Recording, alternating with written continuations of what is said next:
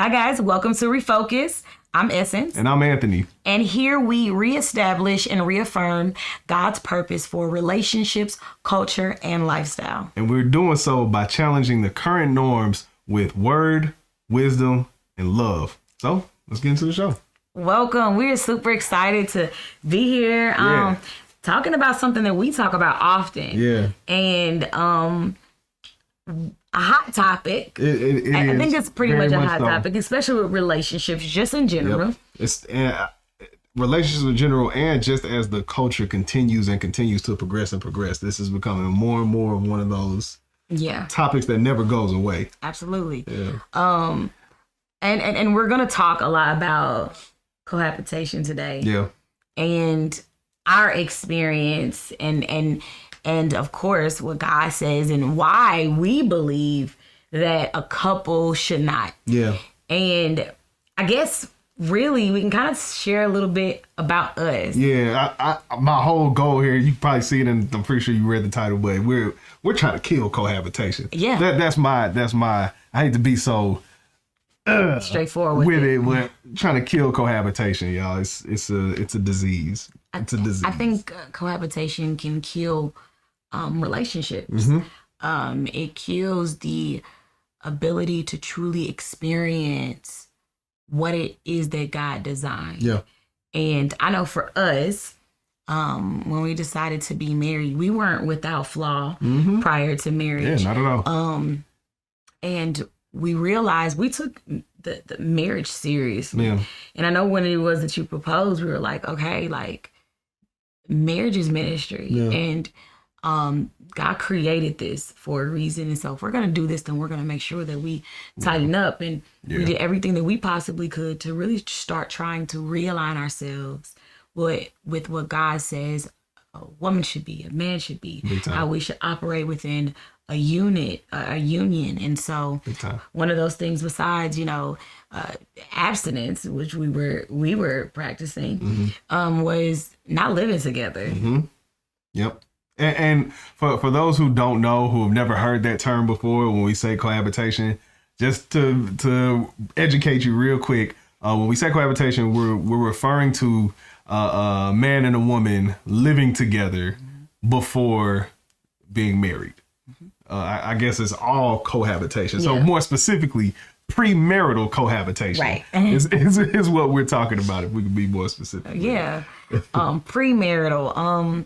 And for us, we didn't want to get married and already had experienced that. Yep. Yeah, we didn't. No, we kind of wanted to make sure that we, I don't know, saved some of the gift, if you will, of marriage. And I really believe that living together is a big part of that. Yeah. A little bit of our story, just I guess our experience with cohabitation. We've been together for 10 years now, married for 6 years, and all that time that we were together, that we were boyfriend and girlfriend before, we didn't live together at all. Not. Now, I don't believe that we would have, but we did have some stipulations too. We kind of had I don't say it was long distance relationship, but we had some distance between us. I'll be honest, I wouldn't have lived with you. So even if I'm from Kansas City, you being from St. Louis, for me, I never ever would have lived with a boyfriend. Right. Yeah. That's what I'm saying. Like it was easier for us. Done that. No, we wouldn't have. But we already had the stipulation on top of that. Yeah. As far as living together or whatever that may be. So, absolutely. The whole time we were together, we were dating.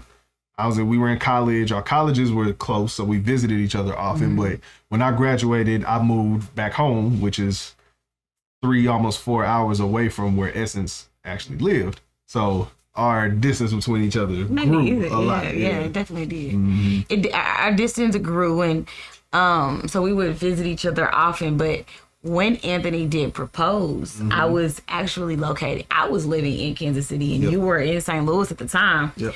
So for me, it was actually a transition because I had just graduated from college, and then looking for a a career in my field. And so I'm looking at home, and I'm like, I'm not moving to St. Louis. I love this guy, but I'm not moving to St. Louis. I'm not going to uproot. This is literally a conversation that we had. For real. I'm not uprooting my life for a boyfriend. We weren't even talking about marriage then. We were not. We weren't talking when I graduated and moved. Yeah. We weren't talking about marriage. We were not talking about marriage, and just being very transparent. I think I wanted you to. You did. Yeah. That's what I was about to say, just to be completely transparent. Anthony wanted me to move to St. Louis. He never asked for us to live together. You just wanted me to relocate to St. Louis. And I vividly remember telling him, no, I'm not moving to St. Louis. Not because I don't love you, but because you're my boyfriend. It's no pressure, but I'm not uprooting my life to move to another city to be with a boyfriend. And so it was interesting because I think maybe a few months later you actually proposed. Was it? It wasn't that long. It was within the year. That year. Yeah, it was within that year. You proposed to me because I remember I graduated in May. I moved late that year. So he proposed to me and we were married in 8 months.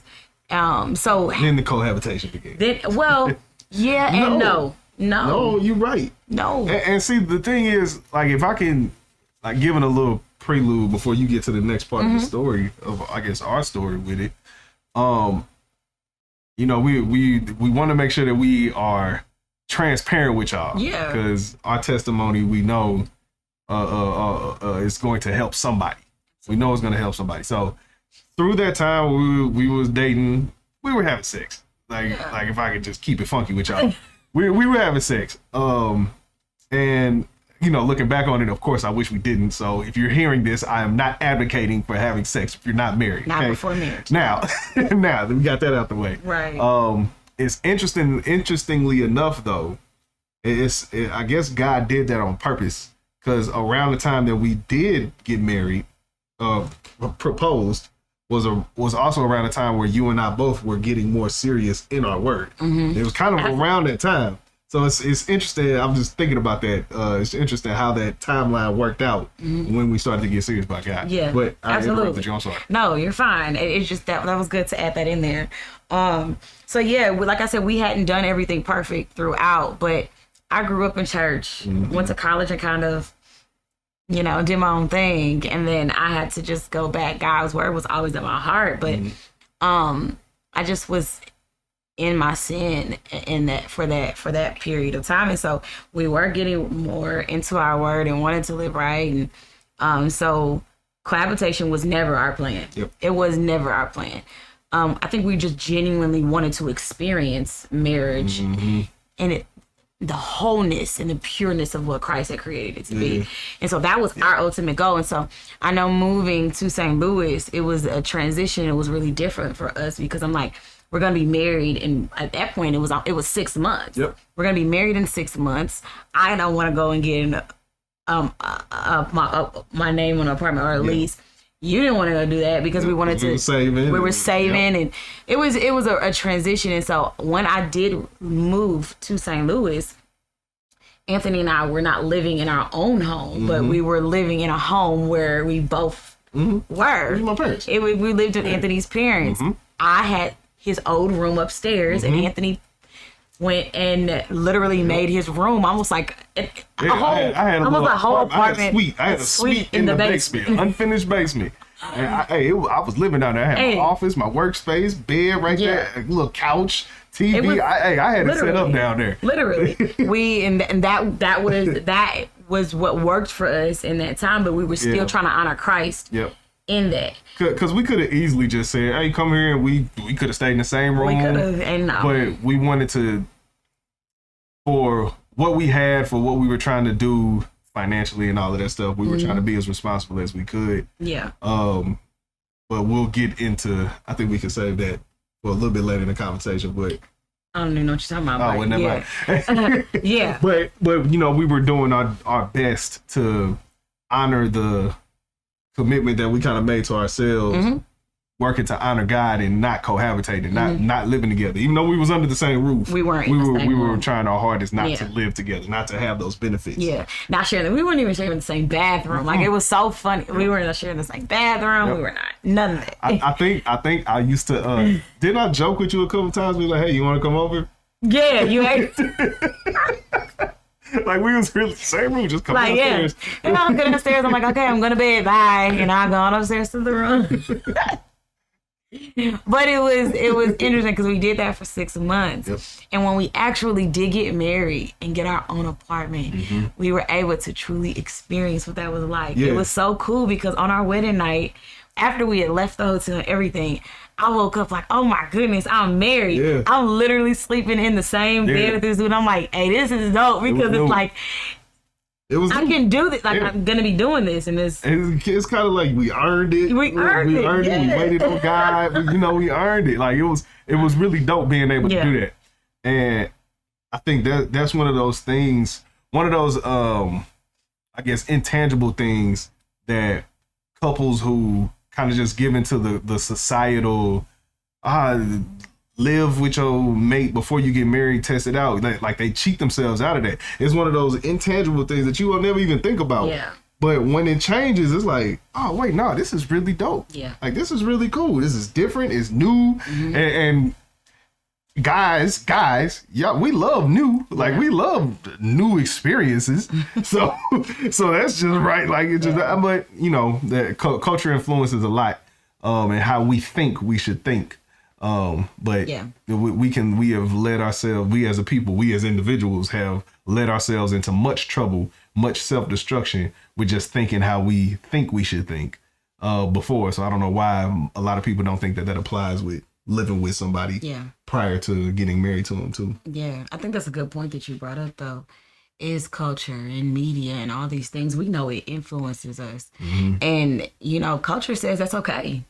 Culture says live with whoever it is that you want to be with. Culture tells you to have sex with whoever it is that you're gonna be with, because you gotta test out the car before you buy it. Yep. You gotta test drive the car before you buy it, or we gotta live together because I gotta see how they living first. Because if they ain't living right, then this just ain't gonna make sense. As if you are living perfectly, and so culture tells you to do all these things, and it's like, who are you living for? It's so where is this coming from? Where is this coming from? It's so interesting how we make these excuses to live in sin. Yeah.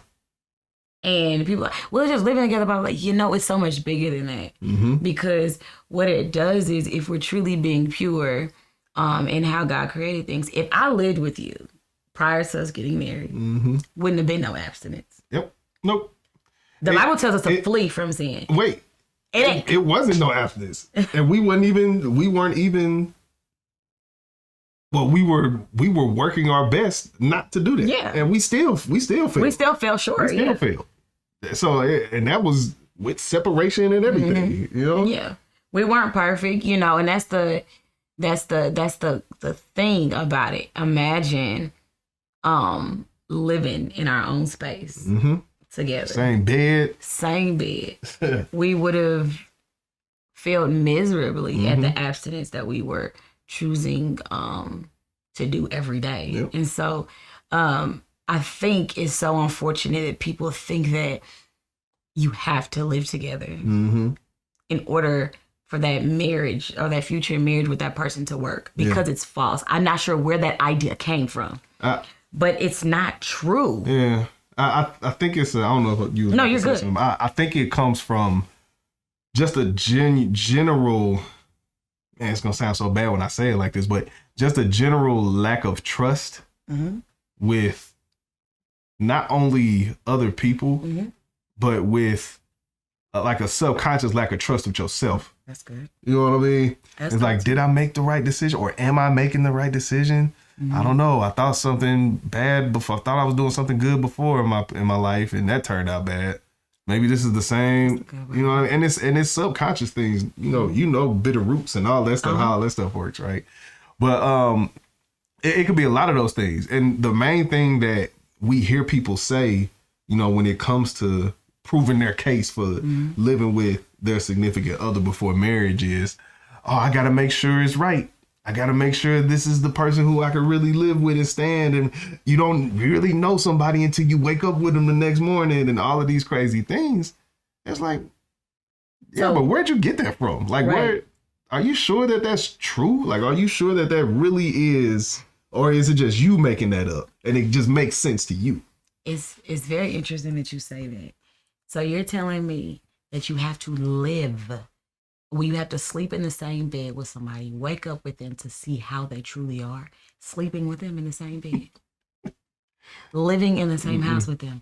So you're telling me that you are deciding on if you want to spend the rest of your life with someone, and it's based on if they pick their pants up when they take them off, or do they put the top on the toothpaste?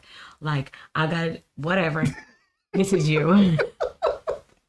Like, you're truly deciding whether or not you're going to marry somebody based on those minute things, things that somebody can change. They can adjust these things. That's what it comes out to. That's what it comes out to. Yep. That and the fact that, well, I don't want to do that because I just want to have sex. Because it really is just sex. It's sex. It's sex. Let's be real about what it is. It's not about, oh, I need to see how they clean up the room. No, because if it really is that, I can teach somebody how to do that. Yep. There are things that you have adjusted because I wanted to be cleaned a certain way. Or you'll come to me simply and say, if I do something, babe, can you do this? I mean, it really is just that simple. Yeah. If there is something that Anthony or I have done, like, for example, Anthony does not like, I don't close things, okay? I don't know what it is. Nothing. I don't know what it is about things. It's lids, cabinets, refrigerator door. Okay, hold on now, chill. Everything. You ain't got to tell all my business. Okay, sorry. I struggle. I don't know what it is. Sometimes I feel like I close it, but I don't do it all the way. Anywho, there are things that I'll fall short of, and Anthony will just come to me and ask, like, hey, babe, can you make sure that you do this? Okay. You see how simple it is? And it's the same. It's the same with me. There's plenty of things that I do that Essence prefers. Right. I do a little better, take a little more care with. But you see how simple it is to just talk about it and ask for it to be adjusted. I don't have to live with you prior to marriage to make sure that those things happen. But here's what happens. Pre-marriage, those things start to add up. And then we start to say things like, I don't have to deal with this. I don't have to deal with this. This ain't going to work. We're just so different. Yeah. And that's not, like, it's not a good excuse. It's not a good excuse at all. No, it's not a good excuse. I mean, it's childish almost. It's very immature. And not to rag on anybody. If you're cohabitating, we're not ragging on you. Like, please don't take offense. Not at all. Right? This is our personal opinion on things. I would feel like I'm being very childish or nitpicking as to why I cannot marry somebody based on those things. And the reality is that could have been your soulmate, but you've robbed yourself because you are not aligned with God's design for things. Yep. Because I don't care who you're marrying or living with, there's going to be something that causes some type of conflict, big or small. Because we're opposites. We're people. Everybody's different. Everybody is different. God made us all unique individuals, formed and fashioned. Yeah. Made us all with care, with our own things. So we're all different, and we all have our own predisposed perceptions and how we believe things should work. And though we can believe those things very hard. Yeah. We can believe those things very hard. And when it comes to working and cooperating and working with somebody else with their beliefs and all of these different things and their habits, there can be some conflict. It's gonna happen. Yeah. But you set yourself up for failure when you make it all right, you're gonna be perfect or I'm leaving, and I can leave because I'm not married to you yet. I see the truth. Hold that thought, because we gotta go there. But it's so funny that you said that. It's like when people are that I've seen it on movies and stuff. Girl, he left the toilet seat up. He don't put the toilet seat down. Yeah, nah. And I'm like, I ain't gonna lie to you. I've fell in the toilet before. Okay, a couple times. My bad. I'm gonna apologize again. I'm sorry. But I be trying. I think I be letting. I would be a fool to decide not to marry this man because he didn't put the toilet seat down, or it's a bad habit. Yeah. Like it's absurd. I think that sometimes people put this. They don't take marriage and the union serious. It's frivolous things. It's things that just don't matter. Marriage is not based on if someone puts the toilet seat down or if someone closes the cabinet. It's marriage is so much more than that. And when you truly understand what Christ created marriage to be, that is not even a part of discussion. That doesn't even matter. But you had brought up a point. Well, go ahead. Oh no, go ahead. No, because I don't want to watch your point. You're not watching my point. Okay. We'll go back to it. I just and it breaks my heart too. So I don't know if many people know, but I'm a former wedding photographer by trade, and man, I've shot so many weddings where I'm meeting with the couples afterwards, and they say, I ask them like, how's everything? How's it feel? How's it going? I'm excited for them. I know what marriage is, right? I understand it from a biblical perspective, and all I hear is, same, nothing. Dang. Wow. I'm like, man, we knew how funny it was for like that's it. Like that's it. Like that's it hurts when I hear that. And if you, like I just said, if you are currently or if you have, don't feel bad. No. Don't feel bad. Like this is where we're wanting to make sure that we're teaching and exposing what potentially is a cultural lie that people have deemed to be a necessity for success, for a successful relationship. Yeah, that's a good point. I agree with you. It's sad because I knew how beautiful it was when we first got our place together, went furniture shopping and did all these things. I knew how awesome that was for us. And so to know that some people did not get that opportunity and the security in it. That's huge. That's big. Go on. Yeah. That's big. And this like you were saying, like this isn't for people like if you are currently living with your significant other, I'm not saying that you shouldn't go get married to them. Now, I believe that we should get married because, if we are lack self-control and we are having sex and things like that, I think it's important to go ahead and the Bible says it's better to be married than fornicate. Absolutely. So I'm not saying don't do that. Don't feel like, oh my goodness, now I'm never going to enjoy marriage. That's not what I'm saying. For people who are even thinking like this, I'm hoping to at least alter your mind a little bit. Yeah. Even if you're not living with your significant other, I encourage you to not do that. Yeah. I encourage because there's beauty in the way that God has designed it. And it said the Bible talks about a man and a woman, they go and join together. They leave their family and become husband and wife. When they become husband and wife, they leave their family. Yep. It's an order. It's an order. Yeah. It's an order. And God creates these orders not because he doesn't want you to experience the beauty of things, but it's an order for your protection. And when we talk about cohabitating, I felt very free when it came to us being married and actually living together, because I'm like, I'm secure. We're married. This is my husband. I don't have to worry about if he's leaving me tomorrow. If he gets tired of me next week, whatever it is, this is my partner for life, because that's what marriage is. Divorce ain't even a discussion for us ever. And I felt so secure with that. Anybody I had ever dated prior, there was a possibility of them leaving, and now I hear, even though we were dating, we weren't even cohabitating. So there's a security in that, being able to share everything with that person and it truly be like legally bound and honored by Christ. So and I think that's one of those things that people bank on so much is like the security aspect of it. You know what I mean? Or really on top of it is the pride aspect of it. They do. Just being able to say or think or come from the mindset of, oh man, I got to see what they're like first. It's like, well, wait a minute. It's a huge assumption when you say something like that. And the assumption is, okay, my standard is perfect. So your standard needs to match my standard. And if it doesn't, then this ain't going to work. And it's a toxic pride like that forces relationships to really end badly in the first place. Everyone wants to do this thing because they want to make sure that their marriage lasts. And it's so crazy. I've seen people argue about this on Facebook up and down. Oh yeah, you got to get married. You got to live with the person first. That's how you know your marriage is going to last. The people who like numbers, that's actually statistically false. Yeah. It is the complete opposite.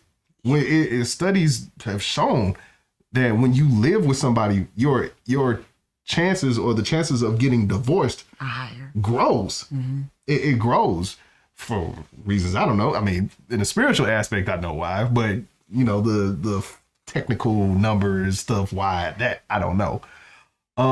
But it's lies like that still, for whatever reason, you can go easily look it up, but that standpoint is perpetuated throughout the culture. Mm-hmm. And people just continually feel like, oh, I got to do it. I got to do this. I got to do this. I got to do that. And having that pride, like I was talking about, it's all biblical. It says it in Proverbs, pride comes before destruction. It's before that fall. Having that pride mindset of, oh, well, I subconsciously feel like I got the perfect standard. If they don't meet my standard, that's a whole pride thing. Mm-hmm. And that fall, that destruction is going to be your heartache. It's going to be your divorce in the future. It's going to be the kids having to go through a divorce. It's going to be all of these different things that we could just save ourselves from if we just remain in God's word and God's will and God's ordinance for our lives. That He protects us when we remain in that. Yeah. We don't have to protect ourselves. Mm-mm. We don't have to. If we're operating within His order, within the parameters that Christ has put in place, we're good. Mm-hmm. He's going to take care of us. I'm not saying that every situation is perfect and everything goes exactly how we want it to in all the cases, but things always work out for the good of those who love Christ. And if we keep that in the front of our mind, we don't have to be our own guide in these things when it's already been laid out for us how we should do it.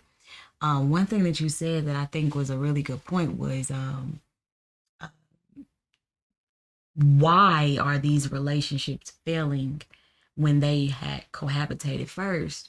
And an idea that I kind of, maybe it's because they entered into the relationship with conditions in the first place. Mm-hmm. Yep. There were already so many conditions there. Yeah. And the condition of, if you live like this, then this is why this wouldn't work. So you're already limiting what you're gonna accept or tolerate in your marriage. Yeah. And it's like your expectations of what you'll tolerate is already low. Mm-hmm. Because you're telling me that the reason why you're cohabitating is you need to see how y'all live together, blah, blah. Your expectations are already low. Yep. Already low. They're already low. It's kind of like you're expecting, you're looking for it. You're looking for it. It's like, like when they say don't go through your significant other's phone, you're always going to find something. It's not that anything you found was valid. But your mind is just already looking for it. It's already looking for it. So anything is going to be. Yeah. It's so and the lie of you don't really know someone until you live with them, that's a lie. That's a lie. If you are truly doing your due diligence, and we talk about this all the time, unfortunately, people do not know how to build healthy relationships. Yep. People do not know how to truly develop a relationship and understand and get to know the person that they are courting. No one courts these days. Mm-hmm. The problem is it's people do not know how to build a foundation to a relationship. Yep. If you are building a relationship on sex, you start dating somebody and the relationship is based on sex. Especially, can I interject on that? Especially, please don't forget where you're going. Okay. Especially if you aren't living together at the time when you first start talking. Mm-hmm. Every time you see each other, you have sex. Every time you see each other, you have sex before you leave or you spend the night. Mm-hmm. That's built on sex. Mm-hmm. Okay, go ahead. Mm-hmm. No, it's true. It's true. And so people don't even realize that the foundation of their whole relationship has built on shaky ground, nothing solid. Mm-hmm. And so here they are trying to build something on top of that, and instead of actually going back, digging that up and putting a new foundation in place, which the foundation should be Christ, of course. But people don't know how to build those relationships. And I talk to people about this all the time, even my students, like, you have to understand that when you're truly getting to know someone, you need to get to know them in all different kind of settings. Not just you Netflixing and chilling Yeah. and going on a date. Yep. How are they around their friends? Yeah. How are they around their families? What do they like when they fail at something? Not when they're upset. What are they like in all these different settings? The problem is people are literally seeing someone. They're like, oh, he cute. Yeah. She cute. Let's be cute together. Let's date. And all of a sudden we're in a whole relationship where really we're just having sex majority of the time and watching movies. Man. So really there's no talking or truly getting to know someone at all. Man. Nobody's doing that. And so now we're banking on, well, let me live with him. Yeah. Because I'll get to know him that way. No, you're going to be having sex and watching movies. That's the truth. Let's normalize. Let's normalize putting icebreakers in our first 10 dates. Hey, listen. Let's go do a challenging activity. Literally. In the first 10 dates. Let's go do something, a team activity in the first 10 dates where we got to work together. Let's be, there's nothing wrong with being strategic about this. No. You know, this is somebody who you're planning a life with, potentially. Get to know them. Yeah. Yeah. Get to know them on a serious level. And I kind of want to hang out here for a second because I think people lack the ability to truly court or dig deeper in the relationship. And so here we are with we gotta live together, and it's like I said earlier, I don't think living with you could have helped me know you anymore. Nope. It's like, do I not trust that I got to know you much? Yep.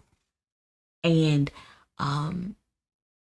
I truly just encourage people in general to understand how to build a relationship, a healthy relationship. Yeah. One, people ideas is skewed on what a healthy relationship is, what an unhealthy relationship is. Half people don't even know they're in a toxic, unhealthy relationship because they fornicating, and so they can't even see straight. Yeah. Because when you're having all this sex, you can't even truly see. Yep. Yeah. You can't even see. Your blinders are on. Goggles on. You can't even see straight. No, real talk. When sex is consuming the relationship, you can't even see straight. It's when you stop doing those things that you truly get to sit back and like, I can get to know this person. Yep. I'm getting to know them. I'm getting to understand who they truly are. And I think that's the beauty of us having the distance in between us. Yeah. Was us being able to truly have those long conversations. But yeah. It was good for us. But you can get to know someone and who they are without living together. And I promise you, if they put the cap on the toothpaste, it will not be the end of the relationship. It's not the end of the world. It's not the end of the world. It's not the end of the world or the relationship. It's okay. It is. It's okay. Either you'll be okay and you'll just help them because you do actually care for them. You just help them put the cap on. Yeah. Or they'll start putting the cap on. It's really because I mean, there are times. I mean, we've been married for 6 years now, almost 6.5 almost now. We've been married for almost 6.5 years now, and I still don't close all the doors and put tops on everything all the time. I just don't. And guess what I do? I just close the door. Oh wow! Even though it could be annoying at times. People who aren't married will have full blowout arguments about that. Yeah. And don't get we didn't have arguments about stupid stuff too. Like, but really just to it's just that example. Like, yeah. When you have a way out, everything can be bothered. Yep. And you know, like people get married on the basis of love, or they want to do something that's in their best interest, do all of these different things. And it's literally statistically proven that people who are married versus the unmarried experience more love. They experience more trust. You don't say. They experience more companionship. The finances work better like everything is better when you actually get married versus cohabitating and then getting married. Like it's like a phenomenon almost. It's crazy. Well, in the spiritual realm, we know what's happening. It's just you want to do okay, dope down, block, put chest piece, no, you know. But in our world, we're like, man, she just don't get it. She just don't get it. No, it's because you didn't get it. You tried to get it too early. But if we really go back to a lot of the times, the people who are cohabitating Two, one of the main reasons that they may be cohabitating is not because they're trying to get to know someone. That's a cover up sometimes. Do it for money. You're doing it because it's cheaper. It's convenient to live with each other. Or you trying to keep tabs on whoever it is that you with. And we need to live together because they're gonna be. I ain't nobody else gonna be with them. Blah blah. It's not always. It's not because of love. True. It's statistically people who are cohabitating are not necessarily doing it for love. They are doing it because it's convenient. Trust and convenience. Trust and convenience. Trust and convenience. Yep. Trust and convenience. Oh, trust issues. And honestly, that. It's facts. Yeah. Just from my assessment of just things that I've observed.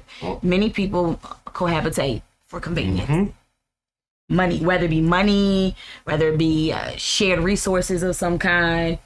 They move together for other things than love. Yep.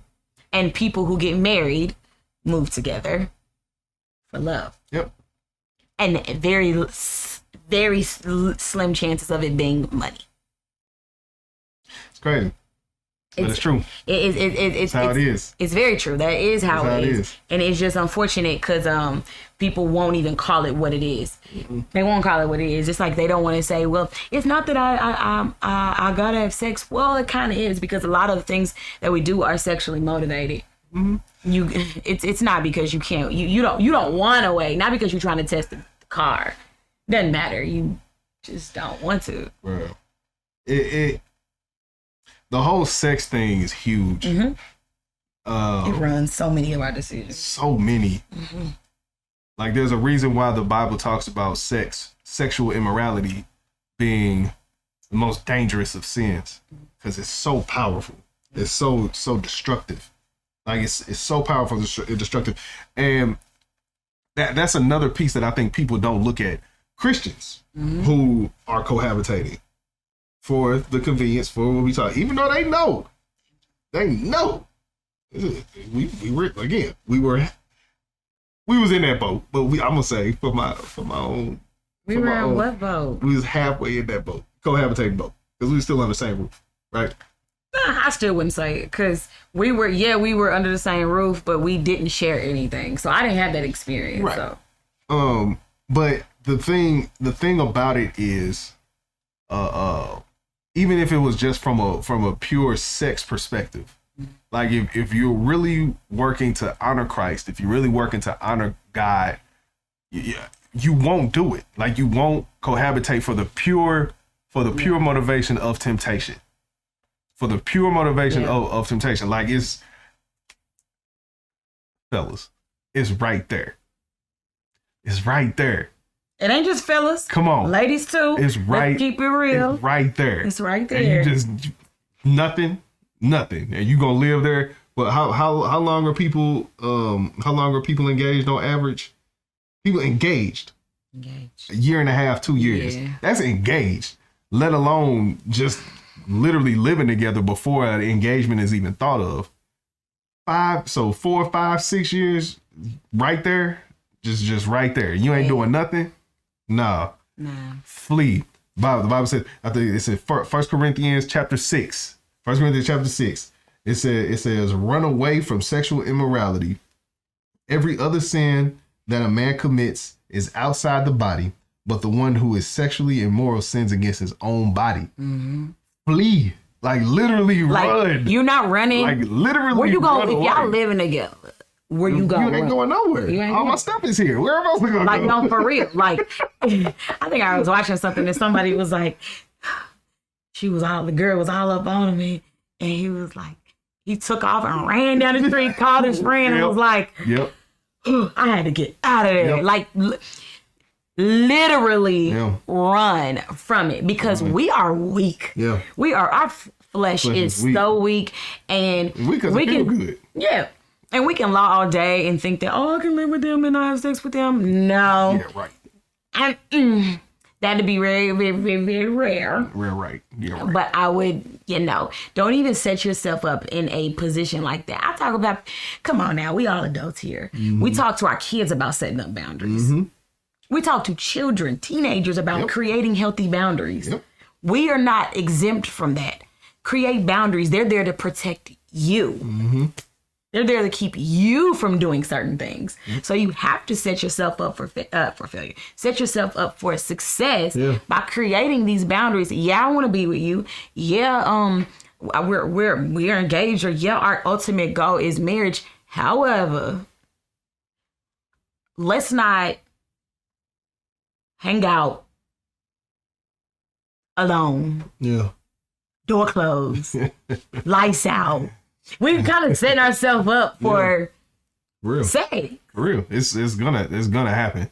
Or even the moments where, man, I want to do something special. I want to do something nice. I want to do this. I want to do, like, it's inevitable. Yeah. If you're under the same home, if you're living and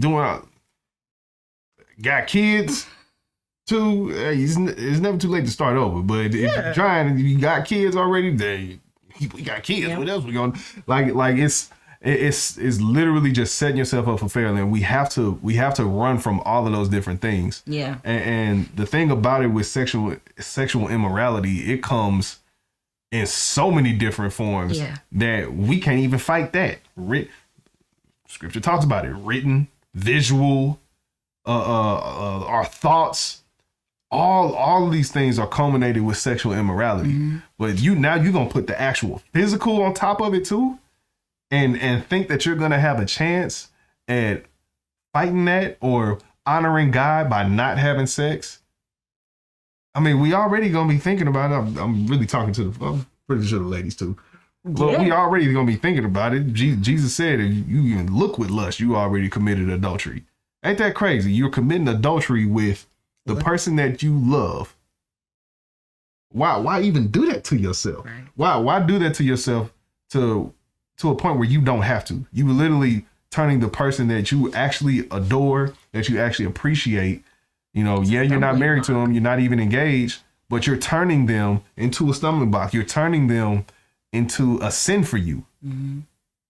That is some type of there's some type of conundrum. There's some type of paradox to put yourself in unnecessarily when all you gotta do is just move down the street, move across town. You know what I'm saying? Move across town. And here's the other thing too with culture. Culture says it's weird. Culture says it's weird if you don't have boundaries within your relationship. If you're dating and, you can't stay at my house past 10 o'clock, past 9 o'clock. Oh, you lame. You can't stay. What? Your girl say you can't go over her house till 9 or after 9. They make it weird for you to have. Blah, blah, blah. It couldn't be me. But then they want somebody that has respect for I love y'all marriage, man. Y'all, man, I look up to y'all relationship. Like we can't we can't be afraid to do things outside of the norm of culture. Especially if we're believers of Christ, though, because we're supposed to go. We're set apart anyway. We're set apart. We're set apart anyway, right? Yeah. But it's so easy for those things to influence us because we do see it. And Absolutely. A lot of us do. If we haven't experienced sex, we have heard our friends talk about it and how amazing it is, right? So we have these things in culture where, we just say, all right, well, I'm just going to spend the night. No, set up some boundaries. Say, hey, we're not kissing. We're not kissing until we get engaged. We're not kissing until our first kiss when we get married. We're not, you can't be over my house after 9 o'clock. Or how about this? You're not allowed. Let's not be at our house. You're not allowed into my bedroom. You're not because seriously, imagine if you have those boundaries set in place, those parameters set in place. You think you're not going to get married sooner? Oh, I would get out my head. You're not gonna go there. You're gonna get married sooner. You're gonna be like, well, shoot, let's take this look. I want to take our relationship. We're already, because in this meantime, we're doing those dates that we were talking about earlier. We're getting to know each other on a emotional level, on an intellectual level, on a spiritual level. Where we're studying, we're reading together, we're praying together, we're doing all these things. Man, I want to add the physical and the living. I want to add that too. Let's do this. Let's expedite this process. It's actually funny that you say that because there's been so many disgruntled people in a relationship where they are cohabitating and they're like, they ain't never gonna marry me. Like, I'm ready to be married. Like, this is this and this. And they're like, their partner's like, I mean, we don't need no paper. Like, Man, we good. oh, man. We don't need that. I mean, like, what's wrong? We live together. We got kids together. I'm with you. We're together. Man. And it's like, interesting how you want to do everything that is deemed appropriate for a married couple, yet you don't want to be married. Yep. And that's a red flag. It's a red flag. It's a red flag. And so it's been so many people who have been with us, the same person for 10 years, living together for years and never gotten married, not even engaged, or they're engaged and they've been engaged for about 4 or 5 years because there's no rush to get married because we've already been doing everything. And that sets people up for unhappiness. I think my daddy used to tell me this, or it's just an old thing. Why buy the cow when I can get the milk for free? Yeah. What I need to marry you for? Why? I got everything. I got it all. I don't need to marry you. You pretty much told me I can do all these things. We can do all these things without being married. So what is the point of marriage? Marriage is the definition of having your cake and eating it too. Literally. Like you just said. Yeah. Same thing, yeah. Same thing. You know, one thing that was really cool was when we got married and somebody asked me, these are my words, how is it being married? And, you know, it was really exciting because when we moved into our apartment, we had nothing in there. Yeah. I brought some of the stuff from my old apartment in Kansas City and we moved it in there, but we went furniture shopping together. We literally got to build our home together. But not just that. What I told them was it was really cool because I told them that it was really cool because we were able, I said, it's like, these are my words, it's like a sleepover with your best friend. Yeah. That never ends. Yeah. And that's special, man. That was really cool because I'm like, it's a sleepover. It literally was like a sleepover that never ends. And I was super excited to experience that because I never had before. And I knew that he wasn't going nowhere. Yeah. Like I said, that safety and that security in our union was beautiful. And I had never felt that before. So it's literally like that. Yeah. It's like that. And those things, when I think of people who don't have those experiences, it sucks. Yeah. It really does. Yeah. But it's not the end all. We can start making adjustments and changing, even if we've done those things before. Yeah. It's another thing that I hear too is the title argument. Oh, it's just a title. Just gotta put it. Me putting it on a piece of paper don't make my love more real. Oh, this is all like manipulation at its finest. It really is manipulative. It's manipulation. It really is manipulative. It really is manipulation at the tip of it all. Because here's the thing. Here's my rebuttal against titles, right? Okay, sure. Everybody want one though. Husband, wife, titles, great. It's much more than that, as we know. But even if it purely were just that,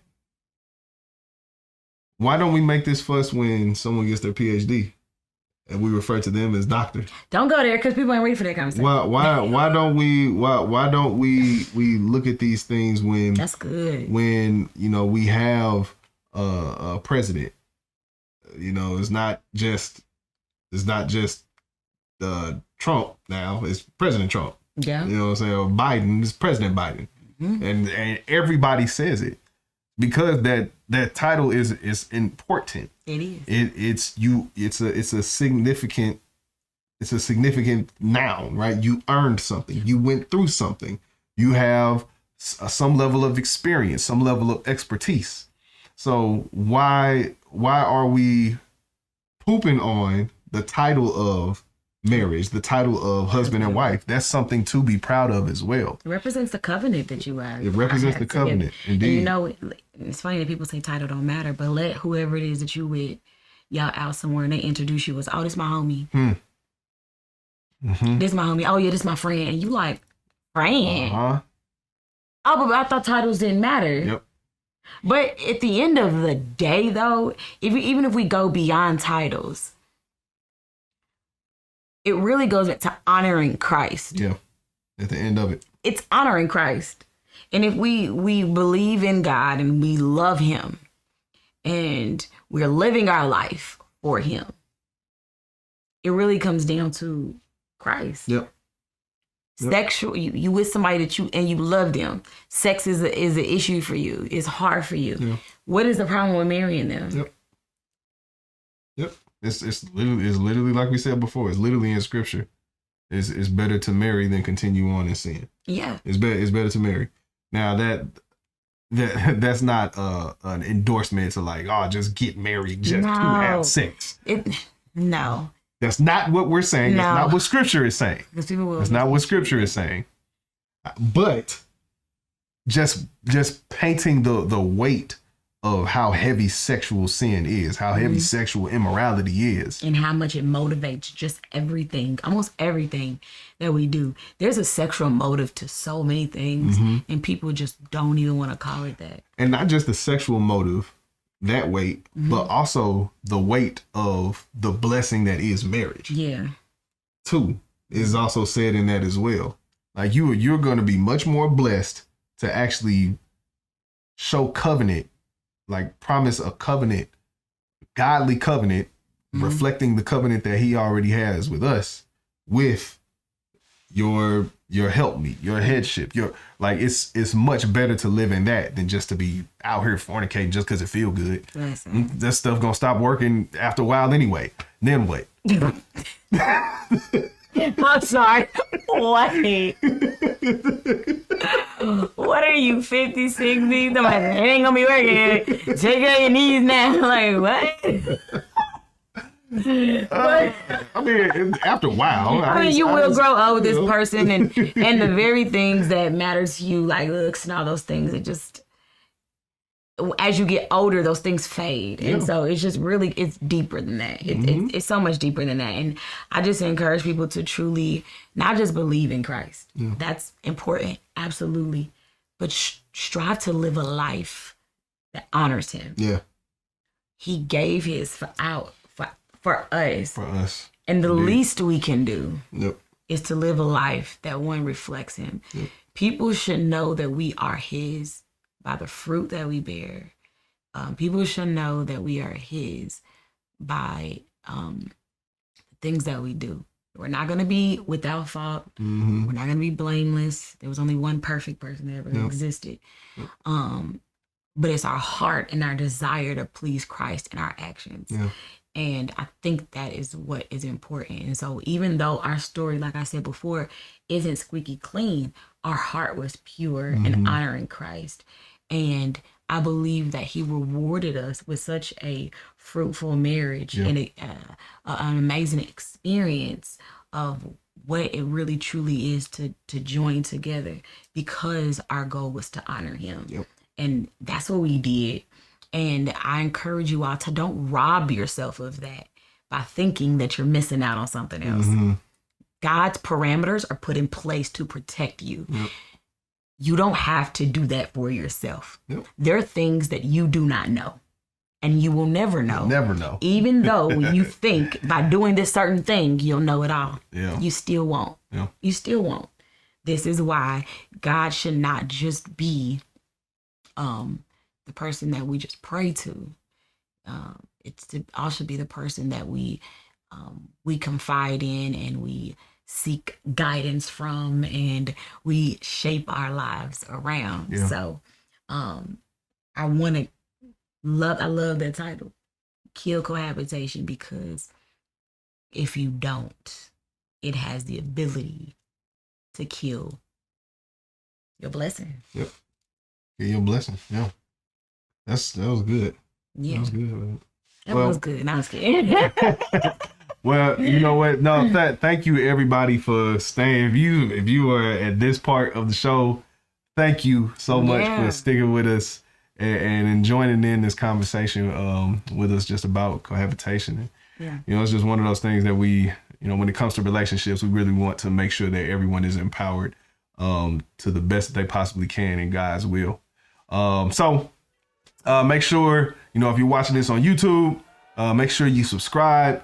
Subscribe, like, do all those YouTube things. Not only does it let us know you know, what you guys are getting and pulling from that's valuable from our conversations and that we have and what we talk about. But it also tells YouTube that you find this stuff valuable too, and it'll share and spread that word as well, so people can ultimately understand what God wants for the will of their lives as well. So like, comment, do all that good stuff, subscribe, find us on social media. All that stuff's in the description. Yeah, we thank y'all for being with us. This appreciate it. Yeah, but until next time, we'll see you guys. Bye.